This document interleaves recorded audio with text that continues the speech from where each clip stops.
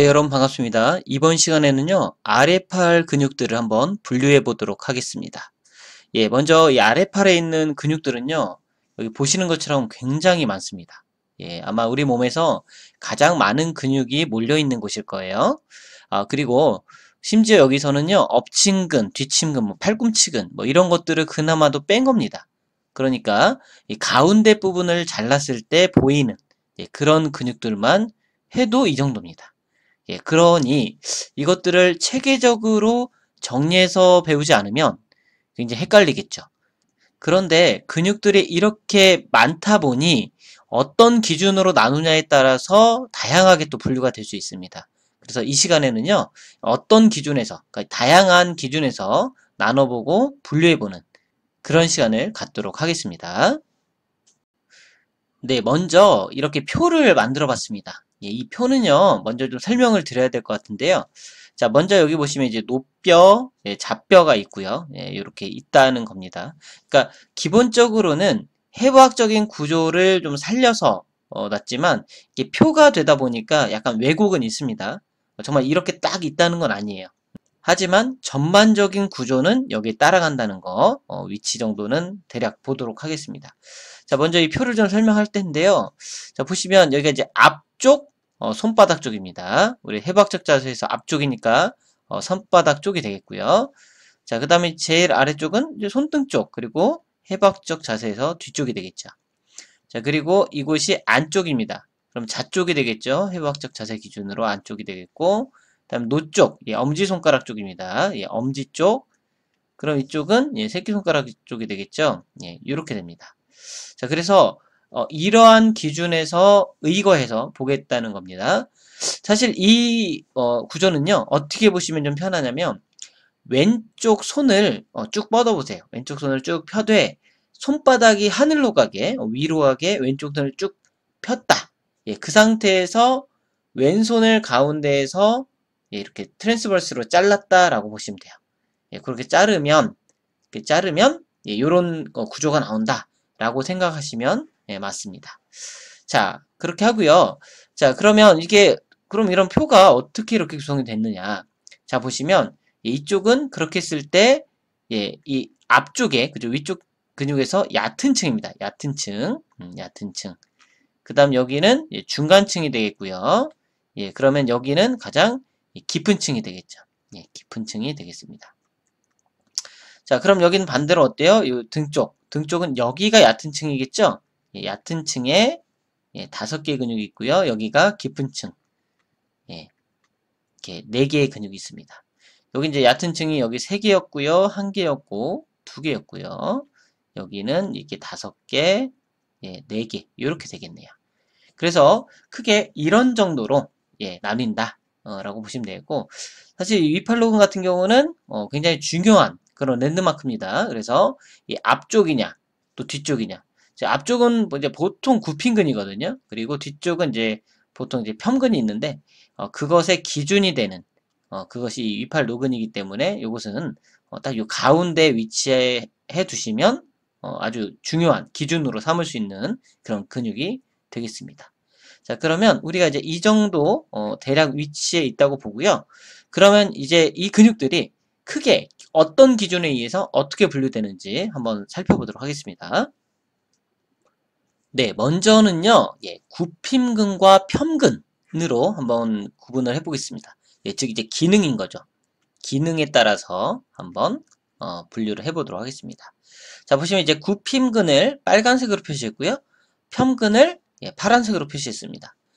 너무 명백하죠? 제가 바로 앞 슬라이드에서 이 위팔 노근을 기준으로 이 앞쪽과 뒤쪽이 굽힘근과 편근으로 나뉜다고 됐는데요. 예외 없이 이 앞쪽은 예, 굽힘근 계열이 되겠고 뒤쪽은 편근 계열이 되겠습니다.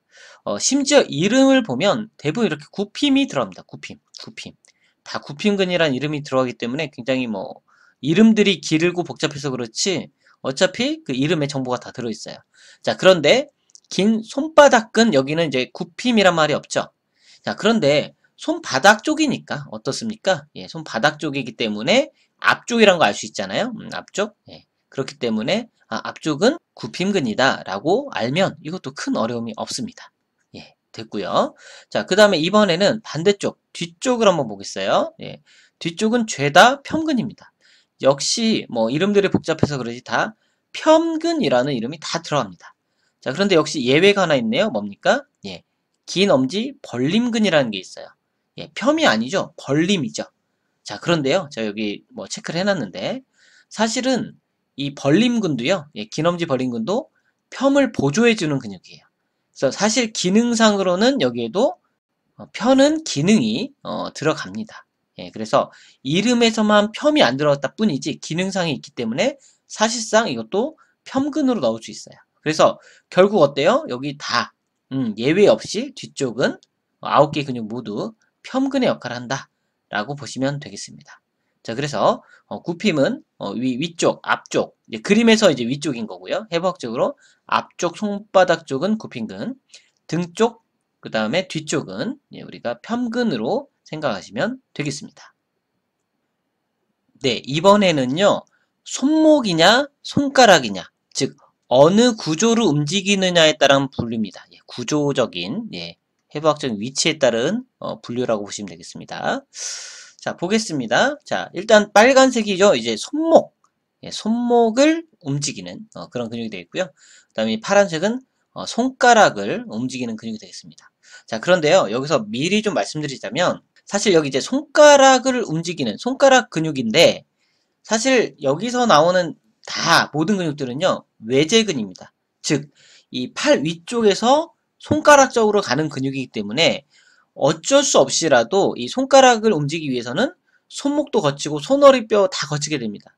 그렇기 때문에 여기 우리가 손가락을 움직이는 구조의 근육이라고 하더라도 그런 근육이었더라도 기본적으로 손목이나 뭐 손허리, 우리 MP 조인트 이런 것들을 간접적으로라도 다 움직이게 되어 있습니다. 예, 그에 반해서 여기 이제 손목 근육은 말 그대로 손목만 사실상 움직이는 겁니다. 손허리뼈 정도에 닿기 때문에 손목 관절만 움직입니다. 그런데 이제 손가락 관련 근육은 손가락도 움직이지만 손목도 어느 정도 움직인다는 거, 예, 그것을 좀 미리 알고 시작할게요. 자, 보시면 지금 이제 빨간색이 손목 근육입니다. 그죠? 그래서 이름에 여기도 역시 손목이 많이 들어가 있습니다. 손목. 역시 이제 긴 손바닥근 같은 경우도 손목이라는 단어는 없습니다. 하지만 요거는 이제 손바닥 쪽으로 가기 때문에 손바닥까지 가려면 어때요? 예, 손목을 거쳐야겠죠. 그렇다고 손바닥까지 가기 때문에 손가락까지는 안 가요. 그죠? 그러니까 이것도 사실상 손목만 움직이는 근육이다. 예, 이렇게 보시면 되겠고요. 자, 그 다음에 이 아래쪽에도 이렇게 손목이라는 용어들이 다 들어있어요. 손목. 그죠? 그래서 뭐 노쪽, 좌쪽, 손목 편근들. 뭐 굽힘근에도 다 손목이 있고, 이 긴 손바닥근을 제하고요. 그 다음에 손목이 다 들어있기 때문에, 어렵지 않아요. 예, 손목만 움직이는 근육 구분하는 거 어렵지 않습니다. 그럼 이번에 손가락 관련, 근육들은 어떨까요? 예. 일단, 기본적으로 손가락이 다 있어요. 물론 여기처럼, 뭐, 얕은 손가락 굽힘근, 깊은 손가락 굽힘근, 뭐 손가락 편근처럼 대놓고 손가락이라는 단어가 있는 것도 있지만 어때요? 엄지, 뭐 새끼, 그죠? 집게 이거 다 손가락이잖아요. 새끼손가락, 집게손가락, 뭐 엄지손가락, 그죠?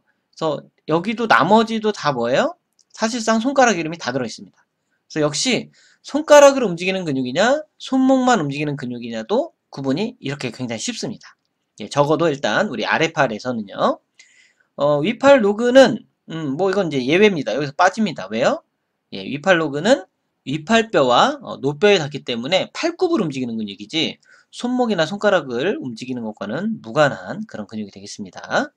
자, 그런데요. 우리가 왜 지금 굽힘이냐 뭐 폄이냐 그다음에 뭐 손목이냐 손가락이냐 이걸 지금 왜 구분하고 있냐면요. 어떤 분류에 따라서 공부할 거냐 뭐 이게 차이가 있을 수 있어요. 실제로 제가 뭐 3D 앱을 활용한 것 같은 경우는요. 예, 관절 중심으로 가르쳤거든요. 예, 그러니까 어때요? 이 손목 관절을 움직이는 근육이냐, 손가락 관절을 움직이는 근육이냐로 제가 구분을 해서 그렇게 설명을 했습니다. 자, 그런데 제가 이제 VR 같은 데서는 이 부위별로 했거든요. 그러니까 이 전체, 뭐 예를 들어서 아래팔의 앞쪽이냐, 또 뒤쪽이냐, 뭐 뒤쪽에 얕은 층이냐, 깊은 층이냐.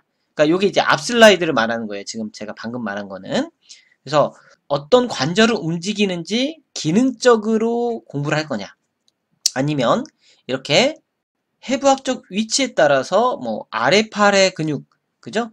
왜냐면 이제 아래팔의 근육에 방금 보시는 것처럼 손목을 움직이는 손목 관절 관련 근육도 있고 손가락 관련 근육도 있으니, 그죠? 부위별로 봤을 땐 이게 섞입니다. 손목과 손가락이. 예, 그에 반해서 이게 만약에 부위가 아니라 관절, 어떤 관절을 움직이는 근육이냐를 중심으로 보게 되면 지금 여기 있는 근육들이 이렇게 분류가 되는 거죠. 분리가 되는 겁니다. 그래서 그런 것들을 조금 구분해서 보시라고. 왜냐면 이게 막 이렇게 섞이다 보면 헷갈리거든요. 그렇기 때문에 지금 내가 공부하고 있는 것은 이런 기준으로 공부하고 있구나 라는 것을 파악하셔야 되고요. 혹시 이제 혼자 공부할 때도요. 정답은 없습니다. 정답은 없고 나는 이 기준이 내가 공부하는 게 편하다, 이해하는 게 편하다라고 하시면 그 기준을 택해서 공부를 하시면 됩니다.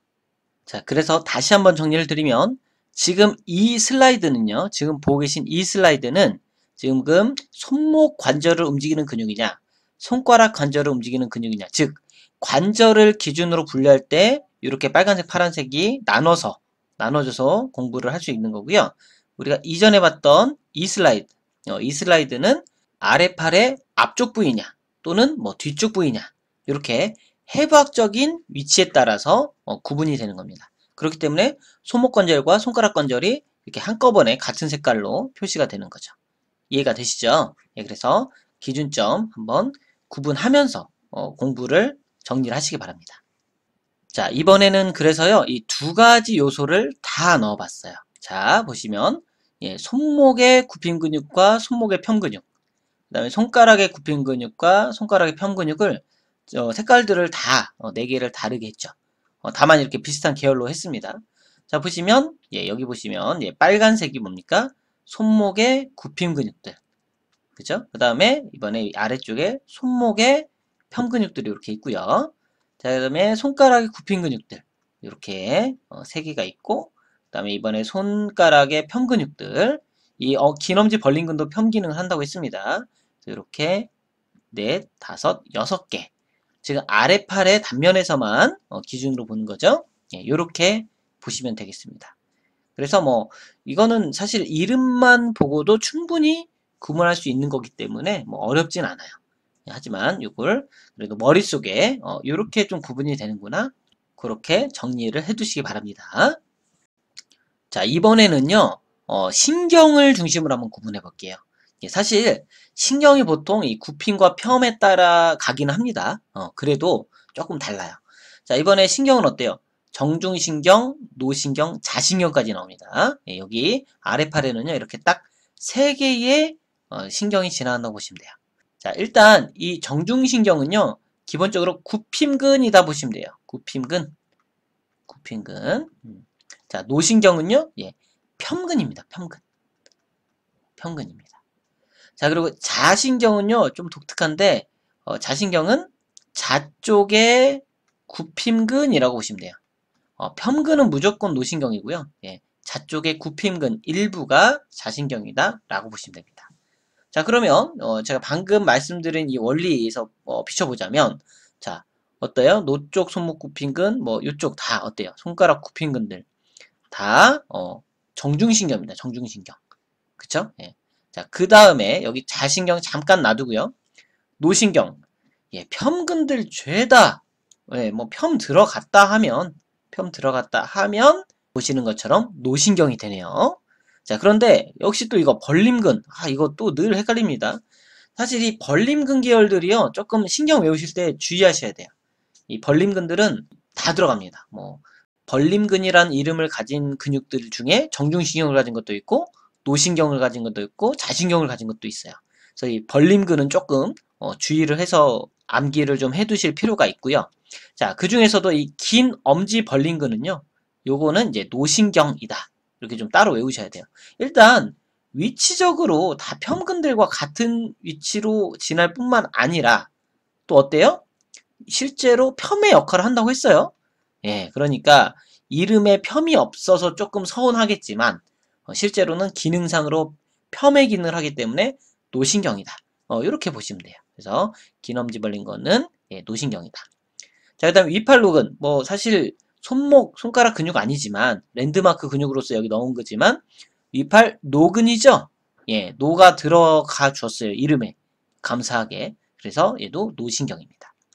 자, 그러면 이번에 가장 어떤 예외적인 그런 특성이 있는 자신경입니다. 자, 일단 제가 좌 쪽에 있는 구핀근이라고 했죠. 그러니까 좌쪽 손목 구핀근, 예, 이거 뭐 여지없이 예, 자신경입니다. 그렇게 되죠. 그래서 녹색이죠. 자, 그런데 이제 얘가 문제네요. 자, 보십시다. 제가 일부러 이렇게 딱 이렇게 반반 섞어놨어요. 깊은 손가락 굽힌근이라는 게 있어요. 예, 깊은 손가락 굽힌근은 참고로 어떤 손가락을 굽힙니까? 두 번째에서 다섯 번째, 즉 집게에서 새끼손가락까지의 그 손가락 근육을 끝마디까지 굽히는 근육인데요. 딱 반반 갈립니다. 예, 그래서 두 번째, 세 번째, 그러니까 집게와 중지겠죠. 예, 가운데 손가락. 예, 요게 뭡니까? 요게 이제 정중신경입니다. 지금 쓴 것처럼 이게 정중신경이고요. 그 다음에 예, 네 번째와 다섯 번째, 우리 약지와 소지, 그죠? 예, 네 번째와 그 다음에 새끼손가락. 요거는 예, 자신경입니다. 자신경. 예, 그래서 이렇게 하나의 근육인데요. 손가락이 갈려요. 예, 이렇게 반반 나눠져 있다. 그래서 요거 주의하셔야 되고요. 그러니까 두 가지 신경이 지나가는 거고요. 조금 이따 손에서 또 우리 아래쪽, 손바닥 쪽에서 나오는 벌레근이라는 게 있어요. 벌레근. 요것도 마찬가지입니다. 충양근이라고 하는데, 요것도 예, 두 번째, 세 번째냐, 네 번째, 다섯 번째냐에 따라서 똑같아요. 두 번째, 세 번째가 정중, 네 번째, 다섯 번째가 자신경. 벌레근도 똑같습니다. 이 깊은 손가락 굽힌근과. 어쨌든 요거 잘 구분해서 따로 좀 암기를 해주셔야 돼요. 따로 구분해야 된다는 거. 그렇게까지만 하면 신경도 그렇게 어렵진 않아요. 자신경 쪽만 이렇게 예외를 잘 구분해 두면요. 자, 예, 다음으로 넘어갈게요. 자, 이번에는요, 꼭 분류라기보다는 요 코담배갑에 대해서 좀 설명을 드리려고 해요. 해부학적 코담배갑인데요. 자, 지금 똑같은 표고요. 여기 이렇게 딱 세 개의 근육만 이렇게 표시가 됐습니다. 예, 해부학적 코담배갑이라는 게 있어요. 예, 스너프박스라고 부르는 건데, 이건 뭐냐면요, 이제 엄지손가락 쪽에서 굉장히 독특한 외부에서 볼 수 있는 해부학적 구조입니다. 자, 어떻게 하면 볼 수 있냐면요, 엄지척, 딱 엄지척을 하게 되면 이렇게 쭉 엄지 손톱 쪽을 따라서 손등을 타고 쭉 내려오다 보면 몸 쪽으로 올라오다 보면 약간 쑥 들어가는 부분이 있어요. 근데 그 쑥 들어가는 부분이 왜 들어가요? 그 양쪽이 튀어나오니까 그 가운데가 쏙 들어가겠죠? 예, 그 양쪽에 쏙 들어가는 부분이 이 세 개의 근육의 이 힘줄입니다. 이 근육들이 힘줄이에요. 그래서 이제 엄지척을 딱 하려면 어때요? 이렇게 일단 엄지를 펴고 약간의 이제 벌림 그런 역할을 하게 되면 이렇게 거기가 쏙 유독 더 들어가게 됩니다. 그래서 이 세 개 근육, 그 위치가 어디냐? 예, 등 쪽에 예, 깊은 쪽에 있는 외제근 엄지손가락에 관련된 근육이 세 개다. 예, 이렇게 외워주면 좀 편해요. 사실 이게 은근히 헷갈리거든요. 왜냐면 엄지라는 이름의 근육만 8개예요. 8개가 있는데 사실 여기 또 긴 엄지 굽힌근도 있지 않습니까? 긴 엄지 굽힌근. 근데 이제 우리가 엄지척을 하려면 일단 펴야겠죠. 또 이제 벌려야겠죠. 예, 그렇기 때문에 이렇게 3개 근육이 해당합니다. 사실 짧은 엄지 벌린근이라는 것도 있거든요. 그런데 이 짧은 엄지 벌린근은 외제근이 아니라 내제근이에요. 즉 이제 손바닥 쪽에만 있기 때문에 우리 손목 쪽으로 지나가는 인대가 없습니다. 그래서 그거 빼고 이렇게 3개 근육. 그래서 이것도 사실 따로 외우긴 해야 되는데요. 지금 이 박스를 좀 외워두시면 여기서 코담배갑도 쉽게 찾을 수 있다. 쉽게 외울 수 있다. 이렇게 정리를 해보도록 하겠습니다. 참고로 코담배갑이라고 이름이 붙여진 이유는요. 예, 오목하게 들어간 그 부위에다가 이렇게 담배가루를 이렇게 뭐 뿌려가지고 이렇게 코로 흡입을 했다고 해요. 예, 그래서 거기를 코담배갑이라고 유래가 되었습니다. 자, 이번에는 마지막으로요. 이는 곳, 예, 이는 곳을 통해서 분류를 해볼게요. 사실 이제 닿는 곳은 굉장히 다양하기 때문에 뭐 이제 따로 정리를 해야 되고요. 이는 곳은 공통점들이 있는 근육들이 꽤 있습니다. 그래서 한꺼번에 좀 정리를 할 건데요. 자, 이제 위팔뼈에 예, 안쪽 위관절 융기라는 게 있고요. 또 가쪽 위관절 융기라는 게 있습니다. 예, 안쪽 위관절 융기는요. 우리 해부학적에서 안쪽이니까 어디예요? 네, 좌쪽이 되겠죠. 좌쪽. 예. 사실 여기도 있잖아요. 안쪽 좌쪽이라고. 그 다음에 새끼손가락 쪽이 되겠습니다. 자, 그리고 가쪽 위관절 윤기는 어디입니까? 그러면은 노 쪽이 있고, 그 다음에 엄지 쪽이 되겠네요. 자, 이쪽이 되겠죠. 방향은. 그런데 어쨌든 이 굽힘근들은요. 굽힘근들은 주로 이쪽 방향으로 이제 간다는 거예요. 사실 정확히 말하면 이제 여기서 이제 내려오는 거죠. 사실 제가 반대로 그랬네요. 자, 이쪽으로부터 이렇게 내려오는 근육들이다. 이렇게 보시면 되겠고요. 자, 그 다음에 얘네는 어때요? 지금 가쪽 위관절 윤기에서 이는 곳이 되니 어때요? 이쪽에서 이렇게 내려온다. 이쪽 방향에서 이렇게 내려온다. 라고 보시면 되겠죠. 사실 이게 표에서 이렇게 설명하다 보니까 이게 도대체 무슨 소리야? 라고 할 수 있지만 우리 해부학 그림을 보면 조금 이해를 금방 하실 수 있을 거예요. 자, 어쨌든 이 안쪽 위관절 윤기에서 시작돼서 쭉 내려오는 근육들이 대부분 이렇게 굽힘근들입니다. 굽힘근들, 손목 굽힘근들하고요. 그 다음에 얕은 손가락 굽힘근까지. 요 기넘지 굽힘과 깊은 손가락 굽힘은요, 그 아래쪽, 뭐 노뼈나 이런 쪽에서 내려오기 때문에 위팔뼈에서부터 내려오지 않습니다. 자, 그러면 이 네 개의 근육은 안쪽 위관절 윤기, 즉 위팔뼈부터 내려오기 때문에 팔굽을 굽히는 것을 보조해줘요. 그래서 이게 사실 어쨌든 뭐 아주 약하다고 하더라도 팔굽까지도, 팔굽 관절까지도, 엘보우 조인트도 굽히는 역할을 어느 정도 보조를 해줍니다. 자, 그렇고요. 제가 여기다 이제 골퍼스 엘보우 또는 골프 엘보우라고 하는데 이렇게 적어놔봤죠. 그래서 실제 그쪽 이 근육들에 이렇게 모여 있는데 이 근육들의 손상이 오면 어떤 굽히는 그런 동작이랄지 굉장히 센 힘을 주는 그런 동작들을 해서 손상되는 곳인데 골프가 사실 그렇잖아요. 이렇게 치다 보면 그 안쪽, 그죠? 안쪽 윙얼 윤기 그 시작 부위가 팔꿈치 쪽 그쪽이 문제가 됩니다. 안쪽 팔꿈치가. 그래서 오는 것을 우리가 골퍼스 엘보우라고 하거든요. 그러니까 요 지금 빨간색에 있는 근육들이 이 골퍼스 엘보우 문제가 생길 때 어떤 통증이 오는 그런 이 근육들의 힘줄이 문제가 되는 겁니다.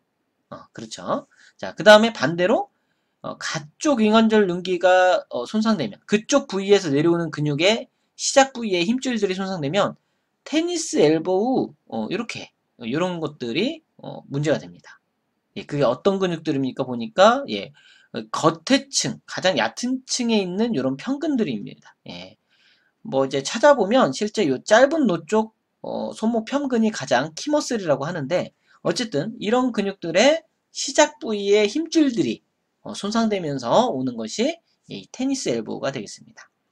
그래서 이 5개의 근육들의 시작점이 공통적으로 가쪽 위관절 윤기라는 것. 그러면 이것도 어때요? 이 팔굽관절의 펴을 어느 정도 보조하겠죠. 힘이 세든 약하든 시작점이 위팔뼈에서 시작되니 팔굽관절도 어느 정도 펴을 보조해주는 역할들을 요 5가지 근육들이 하게 됩니다. 이렇게 해서요. 이는 곳 안쪽 위관절 윤기냐 가쪽 위관절 윤기냐 또 그것으로 인해서 손상 시에 어떤 쪽에 문제가 오느냐 바깥쪽이냐 안쪽이냐 요거까지 한번 살펴봤습니다. 그래서 지금까지 굉장히 다양한 그런 기준들로 이렇게 분류를 해봤는데요. 그런 분류로 이제 공통적인 것도 좀 외워두셔야 되고요.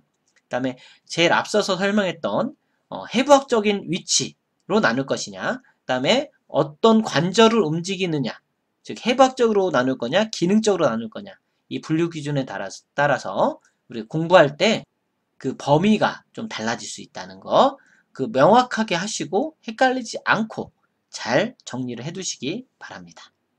그러면 이 시간 여기서 마치도록 하겠습니다. 수고하셨습니다.